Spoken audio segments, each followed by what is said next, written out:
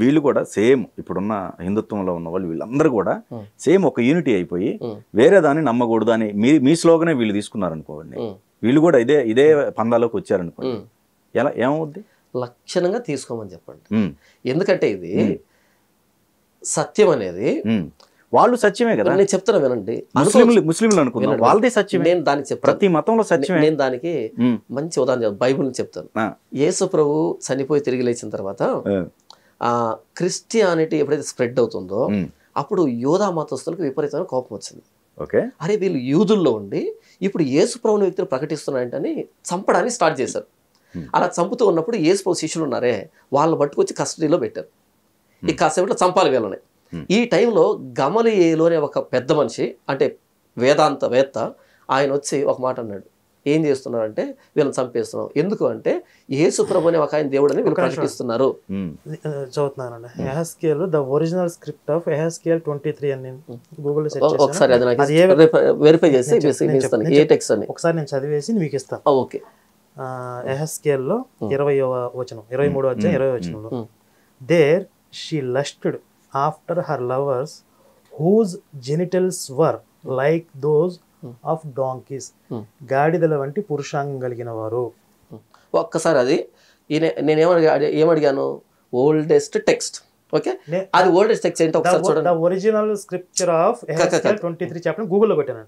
అది ఏ టెక్స్ట్ అనేది నేను చెప్తా, మళ్ళీ మనం కొంచెం డీటెయిల్ గా వెళ్దాం. నేను గూగుల్లోనే ద ఓల్డెస్ట్ స్క్రిప్చర్ అని కొట్టాను. కొడితే నేను మీకు లింక్ పంపిస్తాను. అది ఇప్పుడు after her lovers whose genitals were like those of donkeys and whose emission was like that of horses. Okay, ఇప్పుడు నేను మీకు గూగుల్ కొట్టాను ఇక్కడ oldest text of the Bible. Okay, నేను చదివి వినిపిస్తున్నా. The oldest known text of the Hebrew Bible not part of the Christian Old Testament are the Dead Sea Scrolls dating back to the 2nd century. Dead Sea Scrolls అన్నవి నా ప్రశ్నని మరొకసారి repeat చేసుకొని చూడండి. ఇప్పుడు ఏ వెర్షన్ బైబిల్లో ఉందని కూడా నేను చెప్పలా. కాదు, అసలు వర్షన్ అన్నది నేను వర్షన్ ఫస్ట్ ఆఫ్ ఆల్ నా ప్రశ్న జాగ్రత్త వినండి. నేను ముందేమన్నాను, ఫలానా సాంప్రదాయంలో ఉన్న బైబిల్ అని కూడా నేను చెప్పలా. ఓల్డెస్ట్ స్క్రిప్చర్ ఆఫ్ యెహెజ్కేల్ అనే ఒక అధ్యాయం గురించి యెహెజ్కేల్ చాప్టర్ 23 అని పెట్టారు. దానికి ఒరిజినల్ స్క్రిప్చర్ ఇది వచ్చింది. అంజీ గారు నా ప్రశ్న ఇది లేకుండా సరే ఆయన అయిపోయిన తర్వాత గూగుల్ క్రియేట్ చేసిందంటారా? ఓకే, అది అయిపోయిన తర్వాత నేను మాట్లాడతా. అయిపోయిందా? నేను మాట్లాడతా. నేను అడిగిన ప్రశ్న మరొకసారి మీరు రిపీట్ చేసుకుని చూడండి. ఓల్డెస్ట్ స్క్రిప్చర్ లో మీరు చదివిన దానికి అర్థాన్ని చూపెడితే నేను లేచి వెళ్ళిపోతా అన్న. ఓకే, ఓల్డెస్ట్ స్క్రిప్చర్ అని చెప్తుంది. ఏం చెప్తుంది గూగుల్, ఏం చెప్తుందంటే డెడ్ సీ స్క్రోల్స్. ఇదో ఇక్కడ చూసారా ఇమేజ్ కూడా ఉంది. ఇది దీన్ని డెడ్ సీ స్క్రోల్స్ అంటారు. ఇందులో చూపించాలి. నేను అదే అడిగింది. వర్షన్స్ అన్నవి డిఫరెంట్ ఉంటాయి కానీ స్టాండర్డ్ ఒకటే ఉంటుంది నేను చెప్పాను. దాంట్లో ఏముంది యెహెజ్కేల్ 23 ఏముంది చదవండి. దాంట్లో ఏముంది ఇది ప్రూవ్ చేయాల్సింది మీరు, నేను కాదు. ఎందుకంటే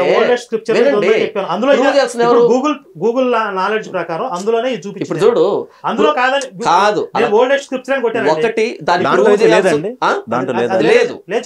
లేదు. అదేమో చూపించండి. వినండి, అక్కడ ఏమో చూపించండి. ఒక మాట ఇక్కడ లేదన్నప్పుడు నేను చెప్తాను. నేను ఉంది అని చెప్పిన వ్యక్తి దాన్ని ప్రూవ్ చేయాలి.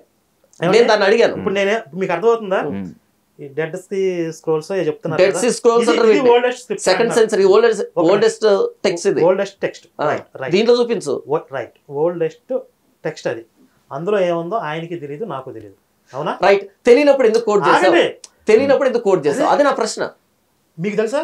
మీకు తెలుసా? చూడు,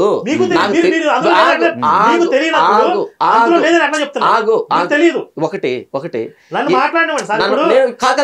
ఆల్రెడీ అబద్ధం చెప్పేశావు. నేను చెప్పలేదు.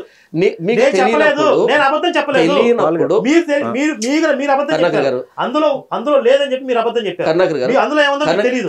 నేనేమన్నానంటే మనకి లేదన్నప్పుడు నేను చెప్తాను. నేను అన్నిందాన్ని నేను చెప్తాను. ఇప్పుడు మీరు మాట్లాడండి. నేను మాట్లాడేటప్పుడు అబద్ధం ఒకసారి అది ఓపెన్ చేసి నాకు ఇచ్చేయండి, నేను మాట్లాడు. ఒకసారి మీరు అది ఓపెన్ చేసి ఇవ్వండి. నన్ను మాట్లాడిస్తే అందులో ఉన్నదాన్ని ఓపెన్ చేసి ఇస్తే నేను మాట్లాడితే మీరు మాట్లాడదు. ఓకే ఓకే, అది ఓపెన్ చేసి ఇవ్వండి. ఓకే, మీరు కొట్టింది న్యూ ఇంటర్నేషనల్ వర్షన్. ఈయన ఏమంటే న్యూ ఇంటర్నేషనల్ వర్షన్ కొట్టాడు ఇక్కడ. అదొక టెక్స్ట్ అయ్యి ఉండొచ్చు కదా. అదే నేను మొత్తుకుంటున్నది. నేను స్టార్టింగ్ మొత్తుకునేది వర్షన్ వేరు కాదండి, వర్షన్ వేరు, international version Bible new international version కొట్టి డెడ్ సీ స్క్రోల్స్ అంటాడు. ఇది అబద్ధం కదా. అది కరుణాకర్ గారు, అది అయిపోయిందా మీది? అయిపోయిందా? నేను అయిపోయి ఒక్క నిమిషం ఫినిష్ చేస్తాను, ఒక్క నిమిషం ఫినిష్ చేస్తా వినండి. ఒక దాన్ని లేని దాన్ని ఎందుకు చెప్పావు అని నేను అడిగాను. ఇది ఓల్డెస్ట్ టెక్స్ట్లో ఉందన్నాడు. నేను ముందే ఏం చెప్పాను, స్టాండర్డ్ వేరు వర్షన్ వేరు అని చెప్పాను. ఇప్పుడు ఓల్డెస్ట్ స్క్రిప్చర్ అని చెప్పి న్యూ ఇంటర్నేషనల్ వర్షన్ ఓపెన్ చేశాడు. న్యూ ఇంటర్నేషనల్ వర్షన్ స్టాండర్డ్ కాదు మాకు, కింగ్ జేమ్స్ వర్షన్ స్టాండర్డ్. మీరు గూగుల్లో టైప్ చేయండి king James KJV standard version. ఇప్పుడు న్యూ ఇంటర్నేషనల్ వర్షన్ ఓపెన్ చేసి అరగంట కాదు 1 మినిట్లో ఫినిష్ చేస్తాను. ఓల్డెస్ట్ టెక్స్ట్లో ఇలా ఉందని అబద్ధం అని చెప్పాడు. నేను చూపించు అంటే డెడ్ సీ స్క్రోల్ చూపించకుండా న్యూ ఇంటర్నేషనల్ వర్షన్ చూపించాడు. ఇది అబద్ధం. అందుకు ఆ కాన్ఫిడెన్స్ నేను ఏమన్నా అంటే ఇలాగే లేచి వెళ్ళిపోతా అని. నా బైబుల్లో ఏముందో నాకు తెలుసు, కాకపోతే అంత కాన్ఫిడెన్స్ ఎందుకన్నా నేను ఉండదు. చెప్పాల్సిన మ్యాటర్ అయిపోయిందా? ఇప్పుడు మీరు చూపించగలుగుతారు. నన్ను మాట్లాడినవ్వండి. ఇప్పుడు న్యూ ఇంటర్నేషనల్ వెర్షన్ అనే బైబిల్లో ఈ యెహెజ్కేలు అనేది కొత్తగా రాశారా, ఆల్రెడీ ఉన్న స్క్రిప్చర్ని తీసుకున్నారు? నన్ను అడగనివ్వండి. ఇప్పుడు కింగ్ జేమ్స్ వెర్షన్లో పాత నిబంధన, హెబ్రూలో రాయబడిన పాత నిబంధన తీసుకున్నారు. కింగ్ జేమ్స్ వెర్షన్ ఎప్పుడు వచ్చింది? 16వ శతాబ్దంలో ఇప్పుడు వచ్చింది, కేవలం 400 సంవత్సరాలకి పూర్వం.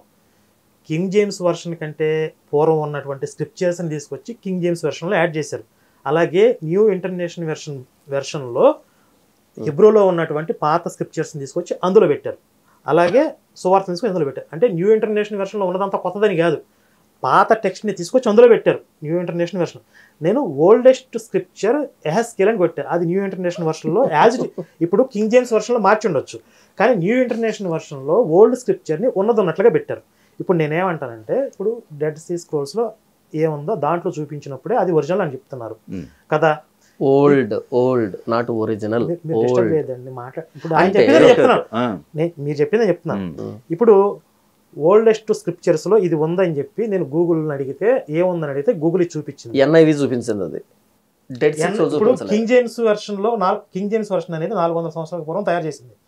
మరి దాంట్లో ఎప్పుడో 3000 సంవత్సరాల పూర్వం ఉన్నటువంటి టెక్స్ట్ ఎలా పెట్టారు అంటే, కింగ్ జేమ్స్ వెర్షన్ లో వెర్షన్ లో మీరు హెబ్రూలో ఉన్నటువంటి పాత ప్రతులు తీసుకొచ్చి ఇందులో బైబిల్లో పెట్టారు. అలాగే న్యూ ఇంటర్నేషనల్ వెర్షన్ బైబిల్లో కూడా హెబ్రూలో ఉన్నటువంటి పాత ప్రతులు తీసుకొచ్చి యెహెజ్కేల్ ఒరిజినల్ వెర్షన్ అందులో పెట్టారు. అంటే న్యూ ఇంటర్నేషనల్ వెర్షన్ లో మార్చకుండా పెట్టారు, మీరు కింగ్ జేమ్స్ వెర్షన్ లో మార్చేశారు. మీరు మార్చేసి మాకు ఇది ప్రమాణం కాదు, ఓల్డ్ టెస్ట్ లో అలా లేదని ఎలా చెప్తారు? నేనేమంటానంటే, మీరు అందులో ఒరిజినల్ ఏముందో చూపించండి, న్యూ ఇంటర్నేషనల్ వెర్షన్ వద్దు మీకు లేదని చెప్తున్నారు. ఇప్పుడు లేకుండా న్యూ ఇంటర్నేషనల్ వెర్షన్ అని తయారు చేస్తాడు, మనం ఆలోచిద్దాం. ఇప్పుడు అప్డేట్ చేసేటప్పుడు ఉన్న అసహ్యంగా ఉన్నదాన్ని మార్చుకునే ప్రయత్నం చేస్తారా, లేని అసహ్యాన్ని తీసుకొస్తారా? ఇప్పుడు ఆల్రెడీ గాడిద వంటి పురుషాంగం కలిగిన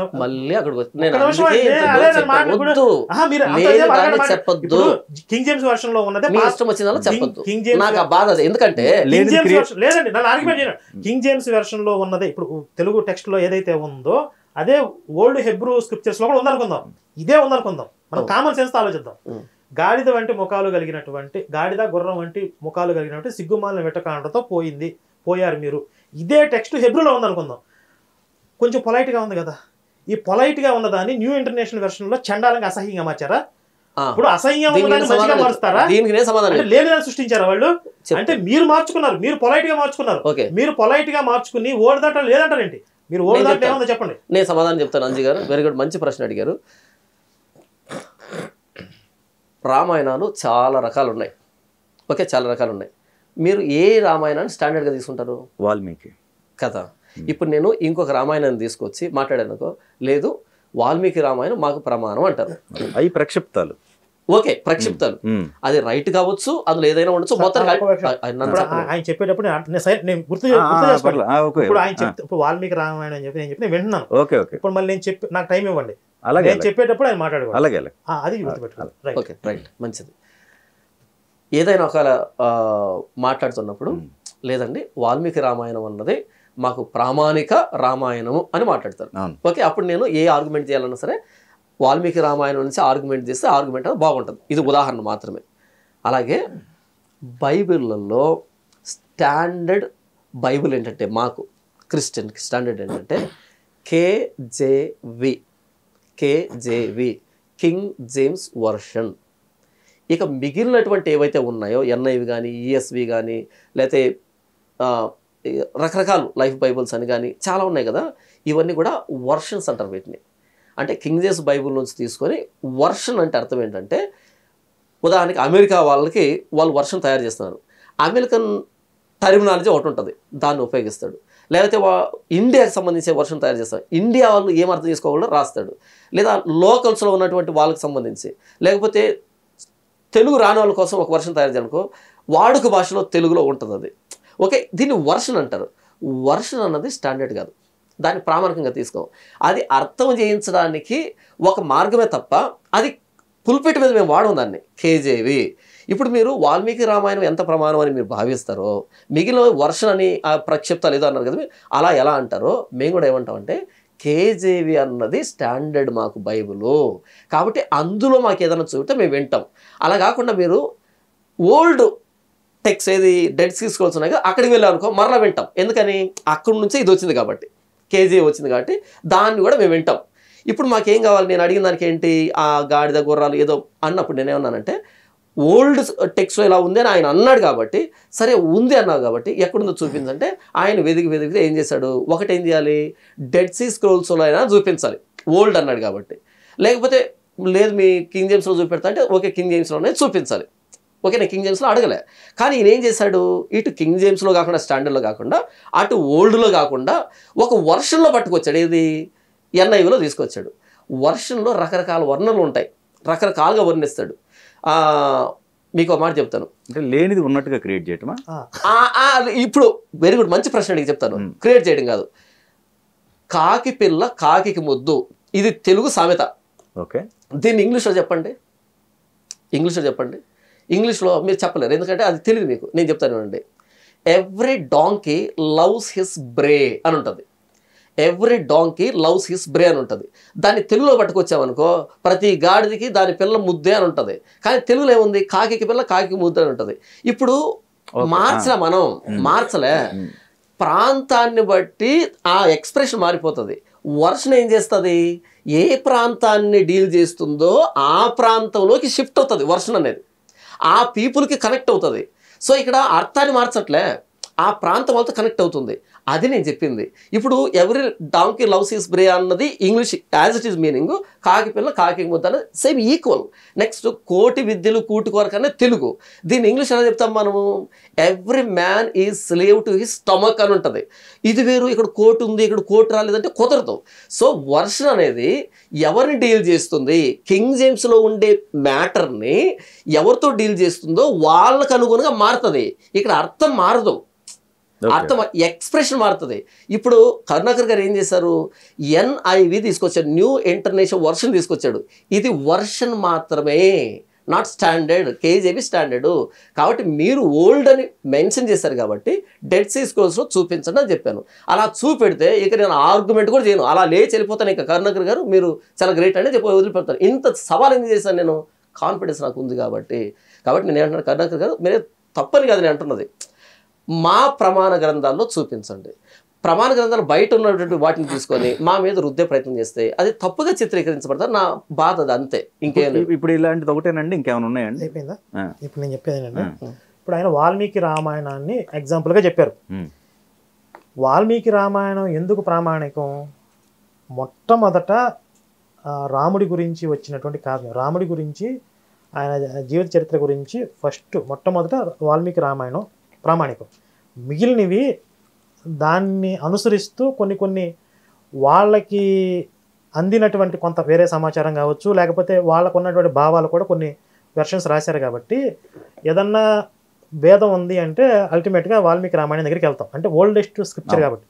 ఇప్పుడు ఈయన కింగ్ జేమ్స్ వెర్షన్ బైబిల్ని వాల్మీకి రామాయణంతో పోల్చడానికి లేదు, ఎందుకంటే king James version oldest scripture కాదు, లేటెస్ట్గా 400 సంవత్సరాల తర్వాత వచ్చింది. ఇంకా చెప్పాలంటే కింగ్ జేమ్స్ వెర్షన్ కంటే ముందు ఉన్నటువంటి వెర్షన్సే ప్రామాణికం. ఇప్పుడు ఎగ్జాంపుల్ క్యాథలిక్ బైబిలే ప్రామాణికం, ఎందుకంటే ఇప్పుడు ఒక 300 ఆఫ్టర్ యేసు చనిపోయిన తర్వాత 400-500 సంవత్సరాల తర్వాత క్యాథలిక్ బైబిల్ వచ్చింది. అంటే ఈ కింగ్ జేమ్స్ వెర్షన్ కంటే సుమారుగా ఒక 1500 సంవత్సరాలకి పురాతనమైంది. కాబట్టి క్యాథలిక్ బైబిల్ ప్రమాణం అయింది, మీది లేటెస్ట్గా వచ్చింది, మీది ఎలా ప్రమాణం అయింది? ఇప్పుడు వాల్మీకి రామాయణం, ఇప్పుడు నేను ఒక రామాయణం రాశాను అనుకోండి, ఇప్పుడు నేను రామాయణం రాసి ఇది ప్రమాణం అన్నట్టుంది మీరు చెప్పేది కింగ్ జేమ్స్ వెర్షన్ ప్రమాణం అంటే. కాబట్టి ఇప్పుడు ఎన్ఐవిలో నా ప్రశ్న ఏంటంటే, ఎన్ఐవిలో అది కూడా లేటెస్ట్ వెర్షన్ అనుకుందాం, కానీ మీరు కింగ్ జేమ్స్ వెర్షన్లో పెట్టుకున్నట్లుగానే హెబ్రూ ఓల్డ్ స్క్రిప్చర్స్ని కూడా వాళ్ళు ఎన్ఐవిలో పెట్టుకున్నారు. అంటే ఓల్డ్ స్క్రిప్చర్స్లో లేకుండా వాళ్ళు కొత్తగా క్రియేట్ చేశారా? అవునా? నా ప్రశ్న అది లేని దరిద్రాన్ని వాళ్ళు క్రియేట్ చేసుకున్నారు. వాళ్ళు కూడా క్రైస్తవులే కదా. అంటే ఇప్పుడు అవునా కాదు, వాళ్ళు క్రైస్తవులే కదా. చెప్తాను మీరు కాదండి, లేని దరిద్రాన్ని క్రియేట్ చేశారా అంటున్నా నేను. ఉన్నదాన్ని మార్చుకుంటారా, లేనిదాన్ని కొత్తగా రాసుకుంటారా? కామన్ సెన్స్ అది.